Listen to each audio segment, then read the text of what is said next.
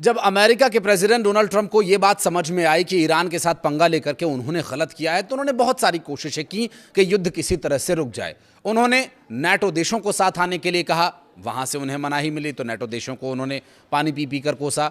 उन्होंने ईरान के आसपास के देशों को अप्रोच करने की कोशिश की, जब वहां से भी वो झिड़क दिए गए तो फिर वापस अपना सा मुंह लेकर लौट गए। उन्होंने कोशिश की कि ईरान को लालच दिया जाए कि हम युद्ध रोक देंगे और हम तमाम तरह की सुविधाएं दे देंगे। जब उससे भी उनका मसला हल नहीं हुआ तो उन्होंने फिर बड़े नेताओं के साथ संपर्क होने की झूठी बात फैला दी कि हम ईरान के बड़े बड़े नेताओं से संपर्क में और वो युद्ध रुकवाने के लिए तैयार हैं, लेकिन उसका भी कोई असर, कोई हासिल वसूल हुआ ही नहीं। उसके बाद अमेरिकी प्रेसिडेंट ने बोला हम 5 दिन युद्ध हमला नहीं करेंगे, हम 10 दिन हमला नहीं करेंगे, ईरान को हम मौका दे रहे हैं सोचने का समय। और फिर जब ये सारे हथकंडे काम नहीं आए तो एक बार फिर प्रेसिडेंट ट्रंप अपने अंदाज में नजर आए। दरअसल उन्होंने ईरान को जो धमकी दी, वो धमकी तो आपको बताएंगे, लेकिन उससे पहले ये बताते हैं कि ईरान ने उसका जवाब क्या दिया।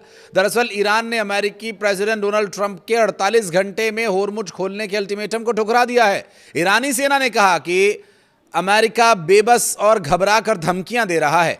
ईरान के केंद्रीय सैन्य मुख्यालय की तरफ से खातम अल अनबिया के जनरल अली अब्दुल्लाही अली अबादी ने ट्रंप को चेतावनी दी, और चेतावनी जो ट्रंप की तरफ से आई थी उसे मूर्खतापूर्ण कार्रवाई बताया और इसे सिरे से खारिज कर दिया।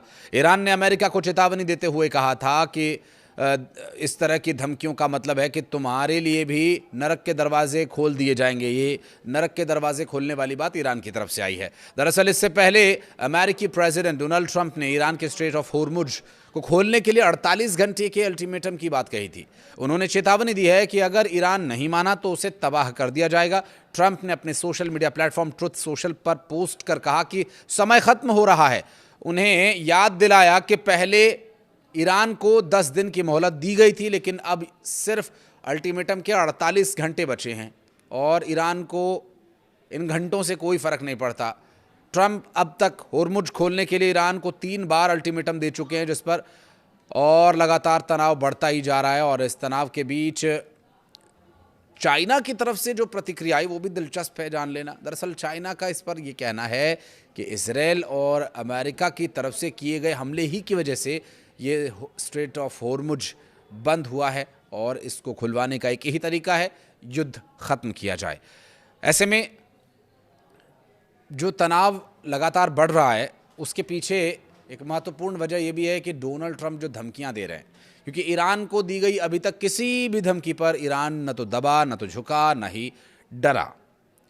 ऐसे में डोनाल्ड ट्रंप के बयान, उनकी वर्तमान परिस्थितियां और उनके हालात, उनके बयान को देखते हुए अंतर्राष्ट्रीय स्तर पर और ख़ुद अमेरिका में भी कई तरह से उनका मजाक उड़ने लगा है। अंतर्राष्ट्रीय परमाणु ऊर्जा एजेंसी के प्रमुख मोहम्मद अलबरदोई ने ट्रंप के खिलाफ कड़ी चेतावनी दी और खाड़ी देशों व संयुक्त राष्ट्र से हस्तक्षेप करने की अपील की है। दरअसल यहाँ अलबरदेई ने ईरान को दिए गए ट्रंप के 48 घंटे के अल्टीमेटम को लेकर प्रतिक्रिया दी और उस पर क्या कुछ उन्होंने कहा तो हम आपको बताएंगे ही।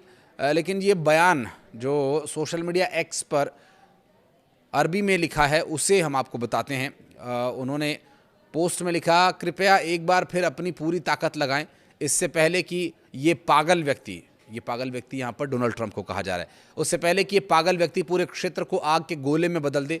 ईरान के विदेश मंत्री अब्बास अराक्ची ने इस पर कहा कि अमेरिका और इजराइल ने बुशहर न्यूक्लियर साइट पर 4 बार हमला किया। उन्होंने कहा कि इन हमलों से न केवल ईरान बल्कि पूरे खाड़ी क्षेत्र के लिए भी गंभीर खतरा पैदा हो गया है। अराक्ची ने सोशल मीडिया प्लेटफॉर्म एक्स पर एक पोस्ट करते हुए ये कहा कि न्यूक्लियर साइट के पास हमले बेहद जोखिम भरे हैं।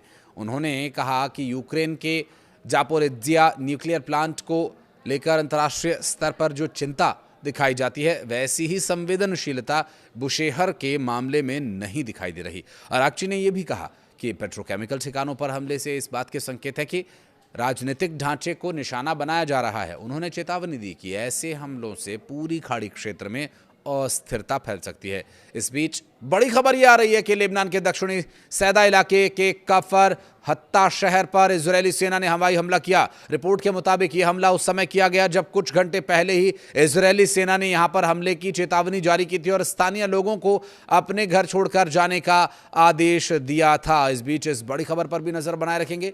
लेकिन एक और बड़ा मामला जिसमें कि अमेरिकी पायलट के लापता होने की खबर सामने आई थी, जिसमें अमेरिका के एक विमान F-15E को मार गिराए जाने के दावे के बाद एक पायलट को सफलतापूर्वक रेस्क्यू किए जाने का दावा किया गया था, जबकि दूसरा पायलट मिल नहीं रहा है, ऐसी बात सामने आई थी। अब उस पायलट की मां ने ईरान से अपील की है। अमेरिकी पायलट की मां की एक भावुक अपील सामने आई, जिसमें उन्होंने कहा कि अपने बच्चे की सुरक्षा की मांग की है। तो इस पर ईरान की तरफ से बड़े ही सधे हुए शब्दों में जवाब दिया गया। ईरान की तरफ से जवाब ये दिया गया कि ये अमेरिकी पायलट जितना डोनाल्ड ट्रंप के संरक्षण में सुरक्षित है, उससे कहीं ज़्यादा वो ईरान के पास सुरक्षित रहेगा। अब इस बयान के भी कई मायने देखे जा रहे हैं। मसलन कि अगर उस पायलट को वापस भेजा गया तो वो किसी न किसी विमान में बिठाकर डोनाल्ड ट्रंप उसे फिर भेज देंगे हमला करने के लिए, और इस बार उसे बख्शा नहीं जाएगा, इस बार वो मारा जाएगा। तो ऐसे में जब तक वो ईरान के पास रहेगा, ईरान उसे मारेगा नहीं और वो जीवित रहेगा, ये कहना है ईरान का। जबकि इसी फाइटर प्लेन के एयर स्ट्राइक से जहां पर हमला हुआ, जहां एयर स्ट्राइक हुआ, वहां 3 लोगों के ईरानी नागरिकों के मारे जाने की खबर है। अब आप इससे अंदाज़ा लगा लीजिए कि ईरान किस कदर सब्र के इम्तिहान को पास करने की कोशिश में जुटा हुआ है। दरअसल ईरान में लापता अमेरिकी पायलट की तलाश के दौरान अमेरिकी हेलीकॉप्टर्स पर भी फायरिंग की गई। रिपोर्ट्स के अनुसार ये घटना कोहगीलुयेह, बख्तियारी और खुजेस्तान के पहाड़ी इलाकों की बताई जा रही है, जहां पर आदिवासी कबायली समूहों ने सर्च ऑपरेशन में लगे हेलीकॉप्टर्स को निशाना बनाया। ईरान के इस्लामिक रेवोल्यूशनरी गार्ड कॉर्प्स यानी IRGC ने इन समूहों की सराहना करते हुए उन्हें साहसी और सीमा के रक्षक बताया। इसके साथ ही लापता अमेरिकी पायलट को पकड़ने के लिए इनाम की भी घोषणा की गई है। ईरान ने यह भी दावा किया कि उसका नया एयर डिफेंस सिस्टम अमेरिकी विमानों और हेलीकॉप्टर्स को निशाना बनाने में पूरी तरह से सक्षम है।